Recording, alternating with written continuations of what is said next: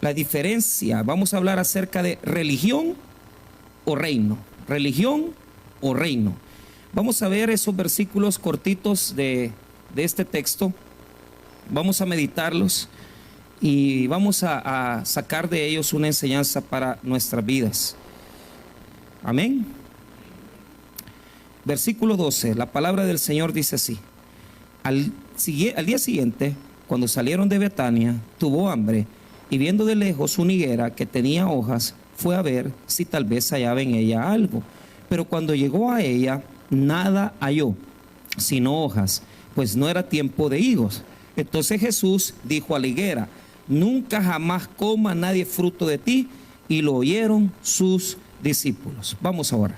Padre, bendiga su palabra.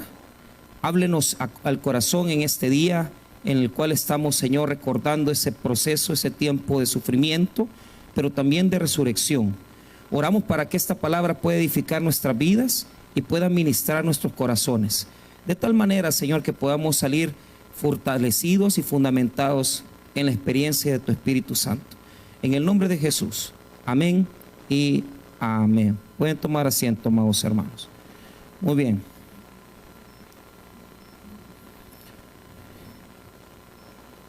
Religión o reino. Parecen palabras parecidas, pero no lo son. Y se los voy a explicar rápido. Primero, la predicación de Jesús se basó en los valores del reino de los cielos, del reino de Dios. Mateo, cuando habla del reino, no dice reino de Dios. ¿Por qué? Porque Mateo está escrito para un mundo judío. Y para el judío, usar el nombre de Dios era muy complicado, era muy religioso, era muy sagrado. Y por lo tanto, cuando usted lee Mateo, va a encontrar varias connotaciones del reino de los cielos, más que el reino de Dios. Pero si usted resume la enseñanza de Jesús, habló del reino. Ahora, el reino de Dios, si nosotros quisiéramos darle una explicación, tiene que ver, hermano, con lo que Jesús vino a establecer aquí, al mundo. Y es el hecho que Dios nunca quiso que el hombre viviera en religión. Jesús y Dios nunca han querido que nosotros los hombres tengamos una experiencia solamente religiosa, sino que la revelación del reino de Dios lo que nos permite entender es que Dios quiere basar su relación en una relación directa y viva con Jesucristo en primer lugar. Pero óigame, la fe y la dependencia de Dios se basan en el reino. ¿En qué sentido? Si vamos a explicar un poquito acerca de qué significa el reino de Dios o qué significa el reino, para resumir ese concepto que es muy grande y no, o sea, si predicáramos solo del reino, tendríamos que dedicarle toda la mañana, ¿verdad? Y toda la tarde probablemente. Pero yo les decía a los hermanos de las 7 que ¿cómo podemos resumir el concepto del reino? Si me quieren dar ganancia con el micrófono porque me siento bien, denme un poquito más de volumen para podernos oír un poquito mejor. ¿Qué significaría? Reino es donde Dios hace su voluntad. Amén, hermanos. Entonces, ponga atención, quiero que aprenda esto. En esta era, en este tiempo, Dios tiene su soberanía y ejerce su reino sobre la iglesia de Dios, sobre nosotros, los que pertenecemos a su pueblo. Porque si bien es cierto, Dios es el rey de todo, pero en este momento dice la palabra de Dios que ahí está el príncipe de las potestades del aire, está el príncipe de este tiempo que es Satanás. Entonces, la vida y el mundo lejano de Dios, por ejemplo, las personas que viven fuera del conocimiento de Dios, no están bajo el señorío de Cristo. ¿Quiénes están bajo el señorío de Cristo? Los que hacen la voluntad de Dios. Y los que hacen la voluntad de Dios somos su pueblo, somos nosotros. Somos los que hemos conocido a Dios, los que nos hemos acercado a Cristo para vivir bajo sus mandamientos. Entonces, quiero que aprendamos algo. Escuche bien, estar bajo el reino implica estar bajo la voluntad de Dios y bajo la soberanía de Dios y dejar que Dios haga en mi vida lo que Él quiera. No estamos supuestos a ser religiosos, no estamos supuestos a tener una vida religiosa templaria. ¿Quién es o qué es una persona templaria o religiosa? Es una persona que establece su relación con Dios a través solamente de los ritos del templo y de lo que se hace el domingo en la iglesia. Ese es un religioso que solamente se ha cambiado de marca porque probablemente estaba en una iglesia determinada, pero se ha cambiado de templo solamente. Entonces de repente dice: pastor, es que a mí me ha gustado esta iglesia. Esas palabras son peligrosas, porque hay mucha gente que le gusta la alabanza de la iglesia, le gusta la predicación que se está dando aquí, pero lamentablemente lo que más les gusta es el templo. Y yo no puedo estar en las cosas de Dios porque un templo es grande, pequeño, o tiene aire o no tiene aire, o tiene pantallas o no tiene pantallas. Jesús nos ha establecido que debemos de estar buscando su rostro y a la persona de Cristo a través de su palabra. Por lo tanto, toda relación establecida en el templo es religión. Si su única relación con respecto a Jesús es el templo, usted es un religioso. Si su única relación con respecto a las cosas de Dios es venir y cambiar de lugar de adoración, porque ya no está en la parroquia, ya no está en el templo de aquel o de aquella denominación, si su relación con Jesús es así, usted es un religioso. Porque la relación con Cristo no es templaria, sino que la relación con Cristo es viva, de poder, de autoridad, y en donde está Jesús, hay poder transformador. Ojo, ya no vamos a dirigirnos a través de dónde está el templo, sino que nos vamos a dirigir a través de dónde está Jesús. La pregunta que usted debe hacerse es: ¿donde yo me estoy congregando está Jesús? ¿Donde yo estoy yendo a congregar y adorarme está Jesús? Pero les voy a hacer otra pregunta más profunda. ¿Ustedes están experimentando la transformación de Jesús? ¿O solamente se están quedando con una relación religiosa basada dominical, o el del día viernes, o el del día miércoles? Es que yo conozco mucha doctrina. Yo he estudiado en el seminario, he estudiado libros de teología. Usted no tiene nada entonces. Usted lo que tiene es una relación de conocimiento, no es una relación de poder. La relación con Jesús tiene que ser una relación de poder en Cristo Jesús. Y donde está Jesús hay transformación y vida. Si usted no tiene esa experiencia, usted es un religioso. Usted es un religioso. ¿Por qué? Porque cuando vamos a la última semana de la vida de Jesús, Él va a tener varios acontecimientos. El día domingo va a ser la entrada triunfal, lo que ahorita se está celebrando en las iglesias, y por eso usted ve palmeras, y a este domingo religiosamente se le dice el domingo de Ramos. Pero hasta eso es religión. ¿Por qué? Ya lo voy a explicar.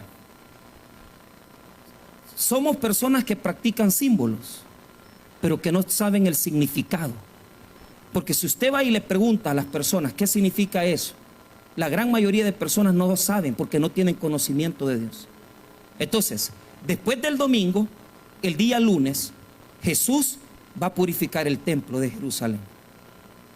Ahora, antes de llegar al templo, Jesús va a tener un acercamiento a un árbol. Y de eso les vengo a hablar yo en esta mañana. Lo que quiero es retarlos a que ustedes se evalúen a sí mismos, y que si ustedes pueden pueden responderse la pregunta: ¿soy religioso? ¿Soy una persona de religión? ¿O soy una persona de reino? Esa es la pregunta que usted tiene que responderse. Si usted sale desaprobado y usted es un religioso, usted tiene que entrar al reino. Y si usted sale que está en el reino, entonces su deber después de este culto es vivir y seguir profundizando en el reino de Dios. Ahora, ¿cómo lo probamos? ¿Qué hizo Jesús el lunes? Fue a purificar el templo. Pero antes de llegar a la purificación, Él pasó por un lugar. Diga conmigo: pasó por un lugar. Y en este lugar estaba un árbol. A este milagro los teólogos les ha dado mucha duda, mucha especulación. ¿Por qué? Porque es el único milagro en el cual, en lugar de sanar, en lugar de restaurar, la higuera experimenta sequía. Quiero decir con esto que el único milagro o la única palabra de portento en la cual Jesús dañó algo es este.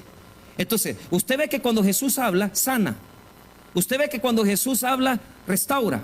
Usted ve que cuando Jesús habla, hay vida y hay milagros. Pero en este milagro, no, hay destrucción, hay sequía. Diga conmigo, sequía. La higuera se secó. Diga conmigo, la higuera se secó. La pregunta es ¿por qué? Y eso lo vamos a responder. Entonces, primero, diga conmigo sándwich. ¿Usted sabe que ese es un método de escribir de Marcos? A lo que nosotros técnicamente le llamamos tríptico. ¿Qué es un tríptico? Un tríptico es una enseñanza de Marcos donde encierra la enseñanza en la parte central. El centro es la carne, el pan de arriba, digamos, de la hamburguesa, es lo que está encerrando ese milagro, ese portento, esa enseñanza que quiere dar. Pero lo más importante es lo que está en el centro. Lo más importante es lo que está en el centro. Entonces, ¿por qué este es un tríptico? Mire, veamos el sándwich de arriba, el pan de arriba. Veamos ahí el versículo 12. Al día siguiente, cuando salieron de Betania, tuvo hambre. Y viendo de lejos una higuera que tenía hojas, fue a ver si tal vez hallaba en ella algo. Pero cuando llegó a ella, nada halló sino hojas, pues no era tiempo de qué. Entonces, pero vea el pan de abajo.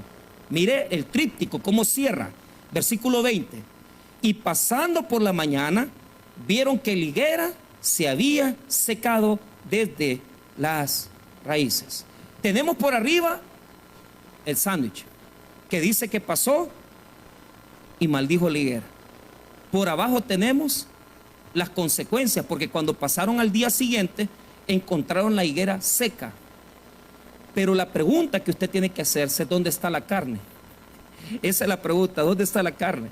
Entonces, constantemente nosotros vamos a donde venden hamburguesas que llevan buena carne y que tengan carne jugosa y que nos llenen y que sean buenas a nuestro paladar. La pregunta que vamos a hacernos: ¿cuál es la carne? La carne es lo que está en el centro, 15 al 19. ¿Y qué es lo que está en el centro? La purificación del templo. Entonces Jesús va a entrar al templo de Jerusalén, va a botar las mesas de los cambistas y va a sacar a los que están vendiendo animales en el templo. ¿Qué es lo que va a hacer Jesús?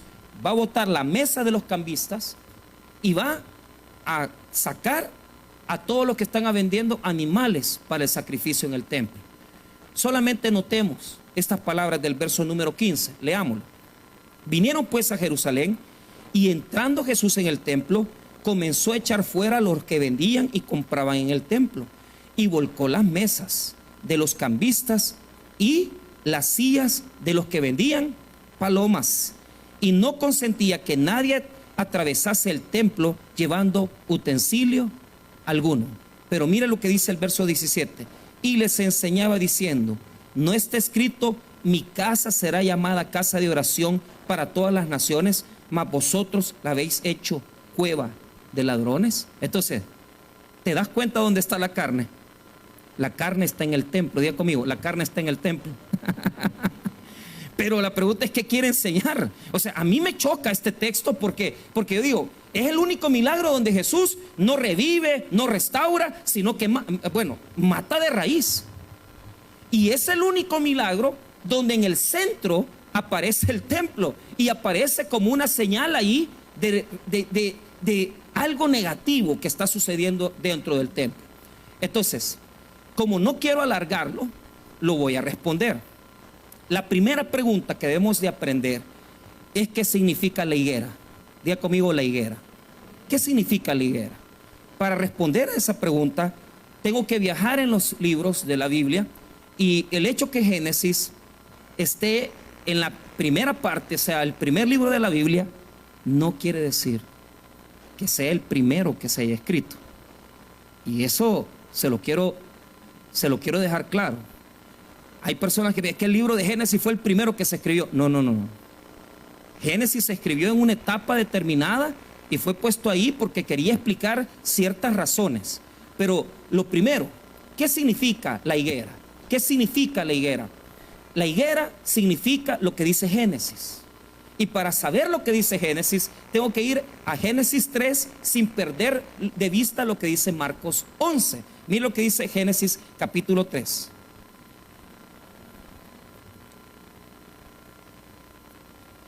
Vamos a leer el versículo número 7. Cuando Adán y Eva transgredieron, ojo con esto, pon atención. A nosotros esta teología nos llegó como la teología del pecado original. Pero el problema es que aquí lo que hay es una transgresión. O sea, el pecado original es, digamos, algo que en el catolicismo se estableció para decirnos este fue el pecado de origen, ¿verdad? Pero realmente lo que quiere mostrar el libro de Génesis es en qué se equivocó el hombre. Entonces Dios le había dicho al hombre, no vas a tocar de este fruto, no vas a tocar de este árbol. Pero ¿qué sucedió? Cuando ellos comieron del árbol, del fruto, del bien y el mal, sucedió algo. Ellos se dieron cuenta que estaban desnudos. Diga conmigo, conciencia. Es decir, ahí el hombre se dio cuenta de su miseria. Cuando él tomó del fruto del árbol, él se dio cuenta que estaba desnudo. Él se dio cuenta que estaba desnudo y nosotros a eso le llamamos conciencia. Eran inocentes en el sentido que ellos no sabían nada. Pero de repente el hombre toma conciencia que está desnudo, toma conciencia que le ha fallado a Dios, toma conciencia que ha fallado al mandato que Dios le ha establecido. Pero ¿cuál fue la primera actitud que tomó el hombre? Esa es la pregunta que les voy a hacer. ¿Cuál fue la primera actitud que tomó el hombre? El hombre tomó una actitud religiosa. ¿Y cuál fue esa actitud? Mire Génesis 3:7, ¿qué dice ahí? Entonces fueron abiertos los ojos, ahí está la conciencia de ambos, y conocieron que estaban desnudos. Entonces cosieron hojas de higuera y se hicieron delantales. Pero note esto, ¿para qué se hicieron delantales de las hojas de higuera? Mire el 8. Y oyeron la voz de Jehová Dios que se paseaba en el huerto al aire del día, y el hombre y su mujer se escondieron de la presencia de Jehová Dios entre los árboles del huerto. Se escondieron de Dios. Diga conmigo, se escondieron de Dios. Hay un montón de gente religiosa que lo que hace es hojas de higuera. Eso les encanta. Se han hecho una hoja de higuera dominical, en donde dicen, es que yo estoy viviendo con una persona, yo sé que no estoy casado, pero esta hoja de higuera me la hago a mi forma, a mi manera. Somos expertos en hojas de higuera. ¿Por qué? Porque la higuera representa religiosidad.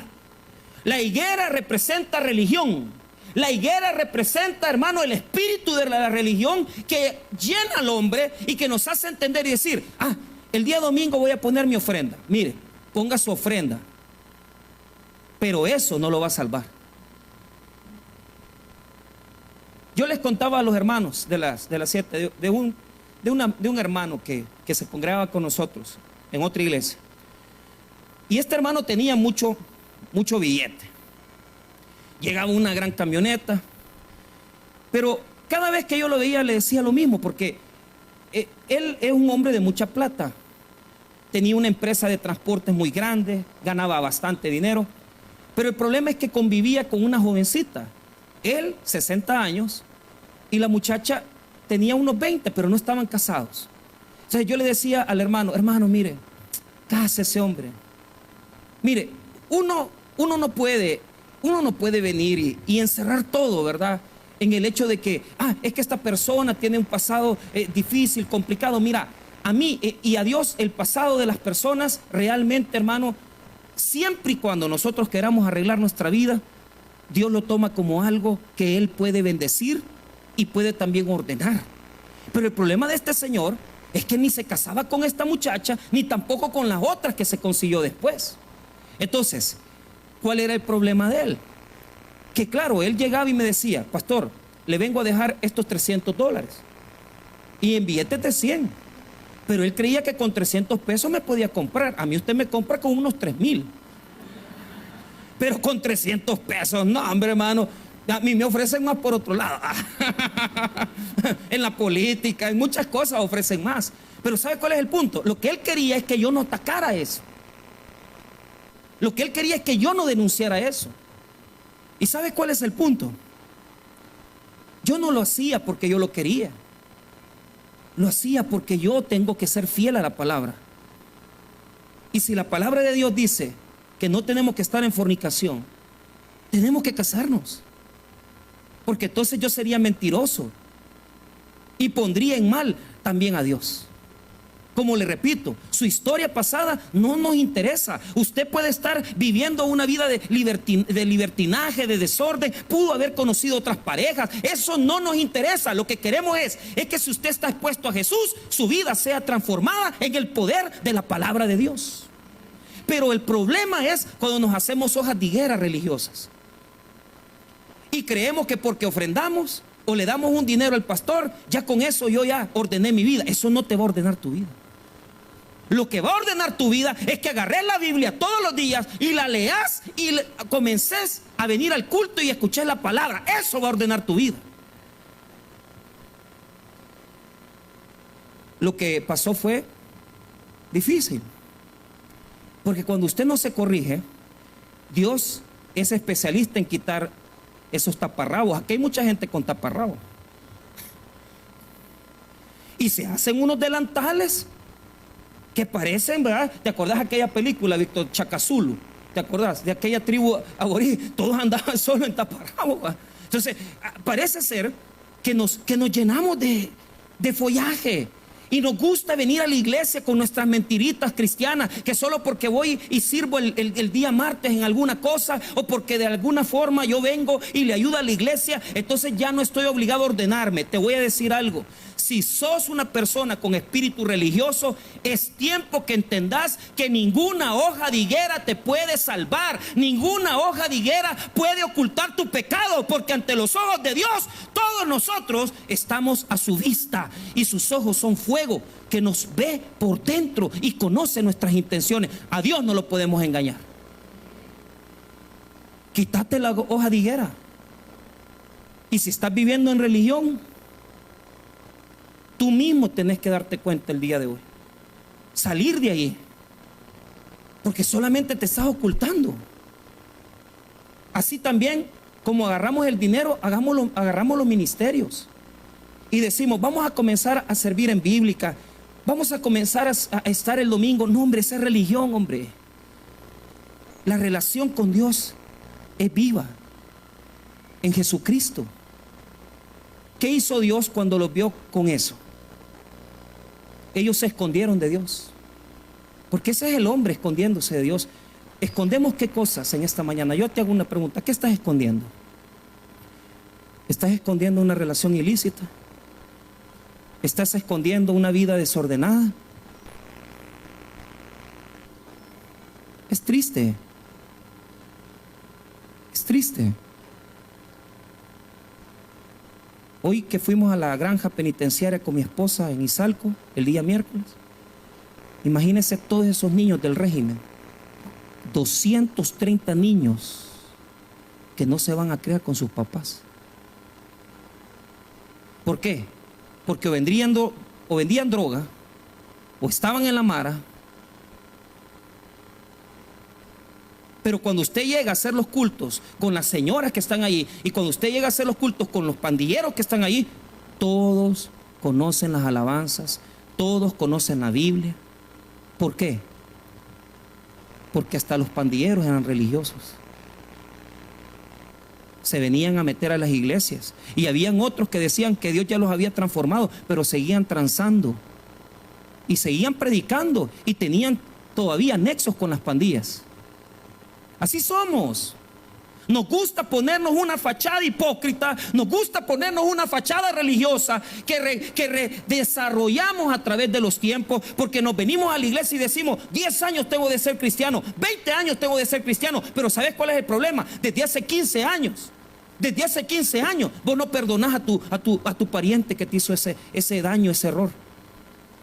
Desde hace 15 años vivís en esa hipocresía, que porque pones tus ofrendas crees que no tenés que cambiar. Desde hace 15 años venís y traes a tus hijos a la iglesia, pero el día lunes convivís con tu amante. Somos hipócritas y nos gusta hacer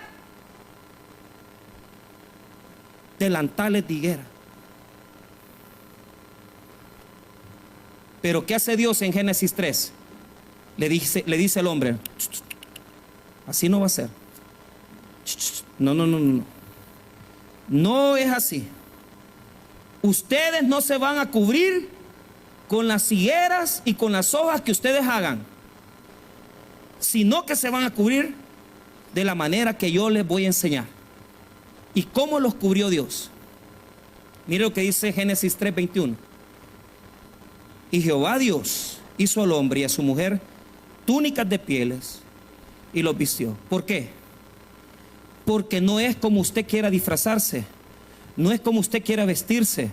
Usted se puede poner toda la hoja de higuera, usted se puede poner todas las hojas que quiera, usted se puede cubrir con su evangelicalismo, usted se puede cubrir con su religión, usted se puede cubrir tirando palmas y palmeras en el suelo, pero aquí la única forma de tapar el pecado del hombre es el sacrificio de Cristo en la cruz del Calvario.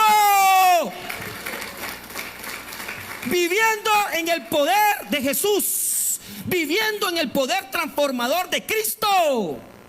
Ese es el reino. Salga del templo. Viva el poder de Jesús. Amén, dice el niño. Salga de su religión, hombre. Solo el domingo vienen a la iglesia. Usted también.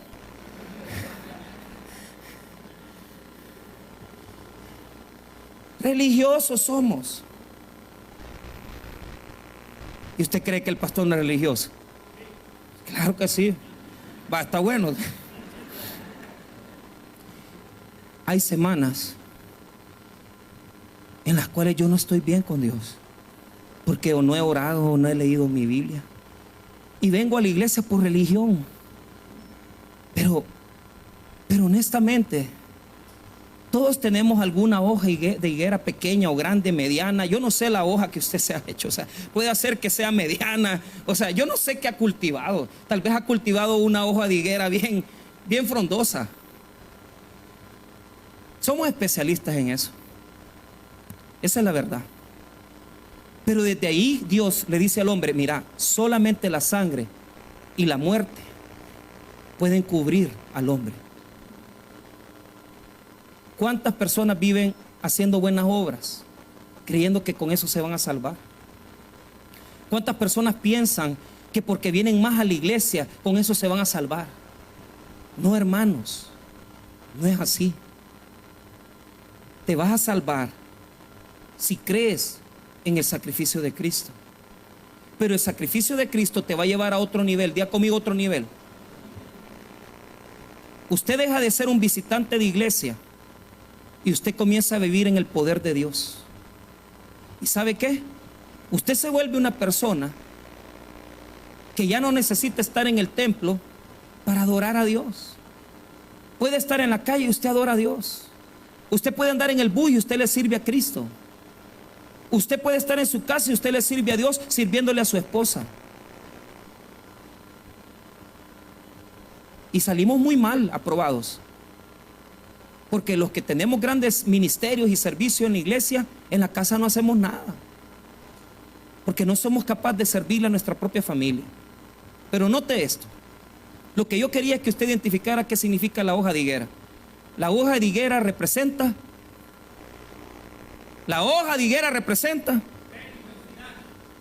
más todavía religión,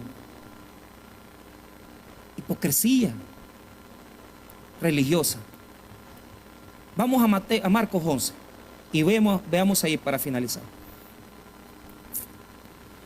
¿por qué fue que Jesús condenó a la higuera? Esa es la segunda pregunta. Ya sabemos qué es la higuera. Segundo, ¿por qué la condenó? Porque no dio. Ojo, atención, sí es cierto lo que dice el hermano. ¿No era qué? Ok. No era tiempo y no tenía fruto. ¿Ven? ¿Estamos bien? No era tiempo y no tenía fruto. Pero les voy a explicar qué es lo que pasa. Hay algo detrás del texto que está más allá. Vean lo que dice el versículo 12. Al día siguiente, cuando salieron de Betania, tuvo hambre. Marcos 11, 12, 13. Mire lo que dice. Y viendo de lejos una higuera que tenía hojas, fue a ver si tal vez hallaba en ella algo. Pero cuando llegó a ella, nada halló sino hojas, pues no era tiempo de. Ahí la palabra que ocupa es macrotén. Macro significa lejos en griego y teoreo significa ver. Entonces, el texto tiene una fuerza en el griego. En el verso 13, cuando dice, y vio y viendo de lejos una higuera. Diga conmigo, y viendo de lejos una higuera. ¿Por qué la vio de lejos? ¿Por qué la vio de lejos? Porque era frondosa y las hojas eran grandes. Entonces, lo que sorprendió es que aunque no era tiempo de higos, si la higuera tenía hojas grandes y era frondosa, la lógica le decía a usted, esta higuera tiene fruto. Y Jesús tenía hambre. Entonces, si la higuera se ve de lejos, se ve frondosa, tiene que tener fruto, tiene que tener fruto. Pero ¿sabe qué es lo que condena a Jesús? Lo que condena a Jesús es el engaño. Porque aparentemente tenía buenos frutos, pero no tenía nada. Usted se ha fijado, usted puede encontrar hombres que usted los ve bien guapos. Y a mí me da risa porque las mujeres se enamoran de los hombres bien guapos, ¿verdad? Pero muchos de esos hombres bien guapos son homosexuales. Porque todo eso que...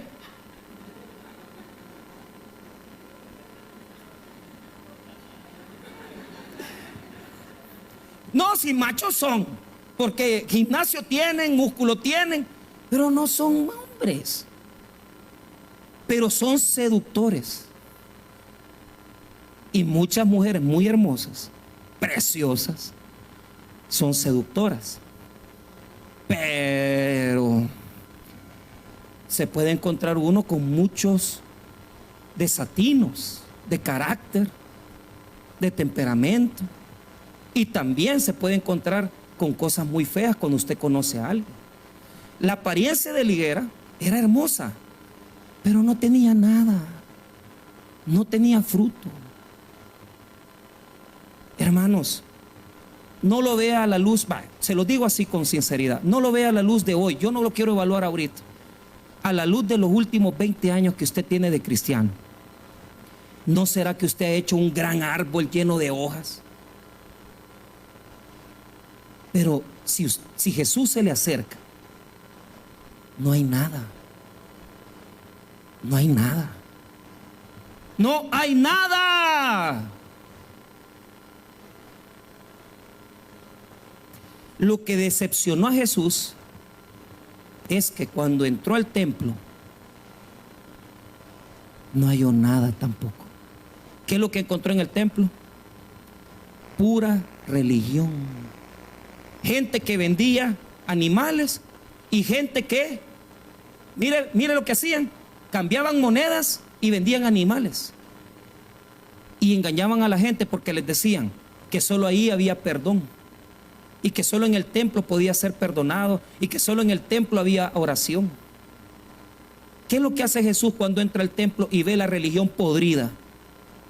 Porque así somos muchos. Le hacemos creer a la gente que solo aquí en la iglesia tienen que servir, que solo aquí tienen que venir a adorar, que solo aquí tienen que venir y solo aquí está el perdón y solo aquí está la fe. Miren, hermano, óigame bien, usted tiene que acostumbrarse a vivir una vida de fe, una vida de milagros, una vida de alabanza, O sea, ponga atención, palabra, alabanza y poder no es solamente el domingo, tiene que ser todos los días de su vida. Todos los días cántale a Dios, no solamente en la iglesia. Todos los días lea la Biblia, no solamente aquí. Todos los días oiga palabra de Dios, no solamente aquí en el templo. ¿Por qué? Porque entonces estamos igual que esta gente. Somos y tenemos una religión podrida. Porque le hemos enseñado a la gente que solo aquí se canta, que solo aquí se lee. No, hombre, hermano. Jesús está aquí y está afuera. Y si usted vive estos principios afuera, usted tiene más poder. Ya no está viviendo en la religión, sino que está viviendo en Él. ¿Por qué? Porque el templo es aquí, pero el reino está. ¿Dónde está? ¿Dónde está el reino? ¿Dónde está el reino? ¿Dónde está el reino? El reino está en mí. El templo ya no es este, el templo es usted. Usted es el que debe llevar predicación. Usted es el que debe llevar oración. Usted es el que debe llevar alabanza. El reino está en nosotros, está en nuestros corazones. Porque ¿sobre quién gobierna Dios? Sobre los cristianos. Dios no gobierna en el Cerro de las Pavas. Si allí solo matochos hay.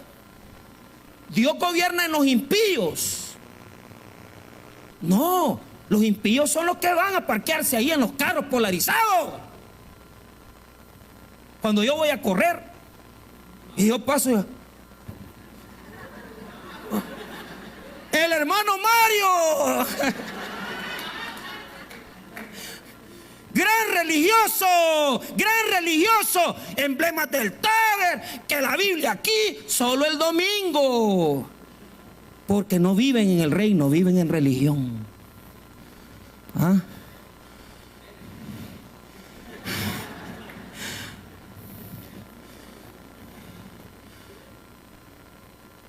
No estoy hablando la verdad, pues. Yo sí le digo, el reino está afuera. No, el reino está en usted. Porque usted es quien tiene que vivir bajo la soberanía de Dios. Usted es el que tiene que vivir en poder. Dios, Jesucristo quiso decirnos, el templo humano se ha destruido, el templo de los hombres se ha destruido, el templo de piedra se destruye, pero nace un nuevo templo, y ese templo es Jesucristo en nuestros corazones. Toda actitud religiosa hipócrita a Dios le detesta, pero toda aquella persona que venga con amor, con un corazón sincero, y que entienda que el reino está en nosotros y en lo que llevamos fuera, esa persona va a encontrar el reino de Dios. El reino de Dios está en los hijos de Dios, en nuestros corazones. Cuando Jesús ve todo eso, destruye y dice, aquí ya no va a estar Dios. Hay una secta, se llaman los esenios, díganme conmigo los esenios. Los esenios estaban tan molestos con los religiosos de Jerusalén que se fueron a vivir al desierto. Y ahí fundaron la secta del Qumran. Y se fueron a vivir lejos de la ciudad, lejos del mundo, los esenios. Ahí se encontraron los manuscritos del Mar Muerto, hace 60 años. Porque como vivían encerrados, guardaron los textos de la Biblia en pergaminos, en unos grandes vasijas de barro. Pero a veces nosotros somos como los fariseos, porque la iglesia ha tomado una actitud farisea. ¿Y cuál es la actitud farisea? Se ha apartado y dice, ahí están los pecadores. Y nos parecemos a los esenios, que queremos vivir aislados. Solo el domingo somos cristianos, solo el domingo tenemos iglesia. Mira, si Dios ha puesto el reino en tu corazón, ¿qué estás esperando para ir al hospital a orar por los enfermos? Si Dios ha puesto el reino en tu corazón, ¿qué estás esperando para ir a las comunidades de fe e ir a dar una clase de Biblia? Si el reino está en nosotros, entonces ¿por qué no orar por tus hijos? Porque sos sacerdote de tu casa. ¿Por qué no te pones con ellos a orar en la noche? Porque te da pena, no tenés autoridad, vivís en religión. ¿Por qué no vamos a los hospitales a orar? Porque somos religiosos. ¿Por qué no ganamos almas? Porque somos religiosos. Y nos gusta vivir la experiencia del domingo, del viernes o del miércoles. Venir aquí y que el pastor me predique, ore y que cante. No, hermanos. Ustedes han venido aquí para vivir en el reino. Y el reino no está en el templo. El reino lo llevan ustedes. Llévenlo a su colonia, llévenlo a su casa, llévenlo a sus vecinos, llévenlo a su trabajo, llévenlo a su negocio. En todo tiempo, lleve el reino de Dios. ¿Por qué? Porque aquí se cierra. Jesús nos enseña que la higuera representa ¿a quién? A Israel. Y Israel estaba vacío, el templo estaba vacío. Y yo me hago una pregunta: si Jesús pasara por esa puerta y comenzara a ver mi vida, su vida, ¿qué encontraría en nosotros? ¿Hoja o fruto? ¿Cuántos discipulados ha hecho? ¿Cuántas capacitaciones de evangelismo ha hecho? ¿Cuántos ministerios ha levantado? ¿Y el fruto dónde está? ¿Y el fruto dónde está? Por eso el tríptico cierra y dice que al día siguiente la higuera estaba seca. Y la higuera representa la religión israelita. Y la higuera representa el templo vacío. Hermanos míos, no vivamos en religión. Vivamos en el poder de Jesús. Que lo más grande de tu vida sea llevar el reino. Que lo más grande de tu vida sea vivir en el reino de Dios. Porque en el reino hay poder. Hagamos algo. Propongámonos ahorrar estos 3 meses para llevar esos paquetes de Pampers a los niños de la granja penitenciaria de Izalco. Propongámonos algo. Comencemos a ahorrar para comenzar a hacer una campaña y una brigada médica en las comunidades de Cojute. Hagamos algo. Los días martes comience a visitar La Palma. El día sábado vaya a Jiñuco. Hagamos reino y dejamos de ser religiosos iglesieros, que solamente en la iglesia, en el templo, creemos que Dios está. Y comencemos a llevar el reino de Dios en nosotros. Vamos a orar, hermanos. Padre, gracias por tu palabra. Si en esta mañana hay alguna persona que no tiene a Cristo en su corazón, habrá alguien aquí que necesita entrar al reino a través del arrepentimiento y la confesión de sus pecados. Venga a los pies de Jesús. Venga a los pies de Dios. ¿Habrá alguna persona? ¿Habrá alguien? ¿Habrá alguien? ¿Habrá alguien esta mañana que quiere entregar su vida a Cristo? ¿Habrá alguna persona que quiere entregar su vida a Jesús? Venga a los pies de Jesús. Venga a los pies de Cristo. Venga a los pies del Señor. Solo Dios puede darle una nueva vida. Solo Dios puede darle salvación. Gloria a Dios. ¿Habrá otra persona que entre al reino? Salgamos de la religión. Entremos al reino de Dios a través del arrepentimiento. ¿Habrá alguna persona? ¿Habrá alguien en esta mañana que quiere entregarse a Cristo? ¿Habrá alguna persona que quiere entregarse a Jesús? Venga a los pies del Señor. Venga a los pies del Señor. Venga a los pies del Señor. ¿Habrá alguien aquí? ¿Habrá alguna persona que quiera venir a los pies de Jesús? Venga a los pies de Jesús. Venga a los pies de Cristo. Venga a los pies de Jesús. Dios quiere darle salvación y vida eterna. Venga, venga a los pies de Jesús. Como iglesia, vamos a ponernos en pie como iglesia y vamos a comenzar a orar por nosotros mismos. Póngase de pie. Ore por su necesidad. Ore por su petición. Si a través de todos estos años su carácter no ha cambiado, si a través de todos estos años su vida no ha sido transformada, si a través de todos estos años usted se ha enfocado en religión y no en el reino, hoy es el día para decirle a Dios: Señor, te entrego mi vida, te entrego mi corazón. Dios quiere gobernar sobre tu vida.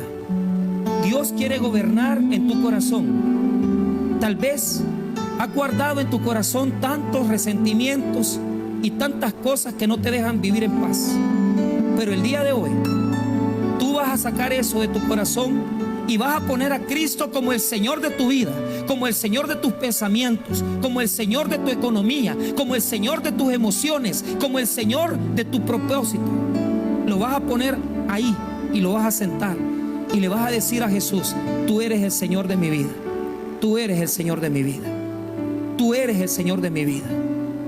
Tal vez estás pasando problemas, tal vez estás pasando serias dificultades, pero yo te digo algo, mi amigo y mi hermano: pon a Jesús como Señor de tu vida verdadero, y esos problemas económicos, familiares, Dios los va a ir resolviendo, y Él va a ir haciendo milagros en tu vida, porque donde está Jesús hay libertad. Oro para que Dios libere de deudas. Oro para que Jesús te libere de resentimientos. Oro para que Jesús te libere de la religión y te lleve al reino, a servir a su reino. Vamos a cantar esta alabanza. Porque todo lo que hay dentro de mí necesita ser cambiado, Señor. Porque todo lo que hay dentro de mi corazón necesita más de ti. Dígale: renuévame esta mañana. Renuévame, Señor Jesús. Ya no quiero ser igual. Ya no quiero ser igual. Renuévame, renuévame, Señor Jesús. Pon en mí tu corazón, porque todo lo que hay dentro de mí necesita, Jesús, necesita Ser cambiado, porque todo lo que hay dentro de mi corazón necesita más de ti.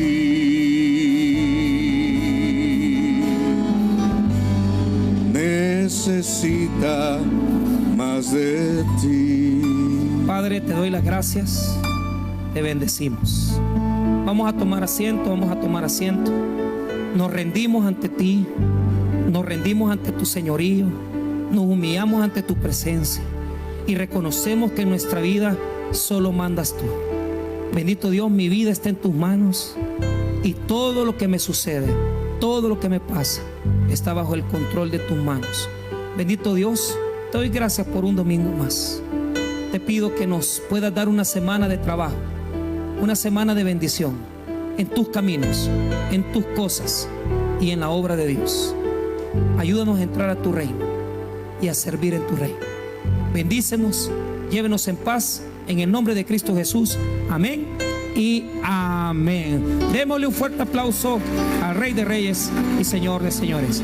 Que Dios les bendiga a todos, que les lleve paz en el hueco de su mano. Si quiere inscribirse en nuestro convivio, puede ir donde el pastor Mauricio Durán y puede inscribirse. Si usted quiere comprar CDs del hermano Heriberto, también puede buscar Heriberto ahí. Con toda confianza puede pedirle su material. Que el Señor les bendiga. Los espero mañana en el culto de familias del día lunes. Que Dios les bendiga a todos.